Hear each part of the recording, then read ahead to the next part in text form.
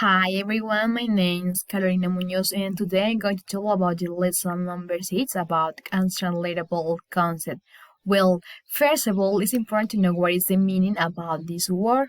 Well, this arises when describing the difficult of achieving the so-called perfect translation because there are many words in the languages, yes, that we don't know exactly the concept, and there are 7,000 different language in the world, yes, and according that there are extraordinary cases of expression and particular needs of a culture.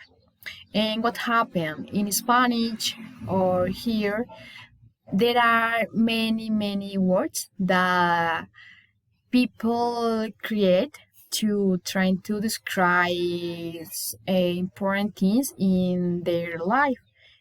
And in another country there are different words, and obviously if we go here, we don't know the correct translation, and because there are untranslatable concepts. For instance, in English has a complex modal systems, and there are many words that we don't have the exactly meaning in this language. And obviously in Spanish, we have different concepts or vocabularies or words, and like we know, and we give our own meaning. For instance, sobremesa or maybe tutear.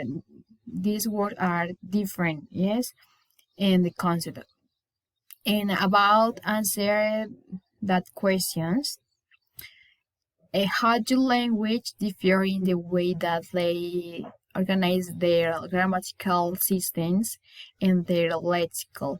Well, each language structure is relationship with the world around it in a somewhat different way. Yes, and like I said before, according the lexical, the dialectic, because dialectic it's all about the characteristics or feature about a specific region. Yes, it's different when we talk about the language because we are talking about the Spanish or English, but when we talk about dialect, we are talking about the characteristics, and that is. And in this lesson, talking about the untranslatable concept and the different things, the different words that in another country we don't know the specific meaning. And that was all. Thank you so much for your time.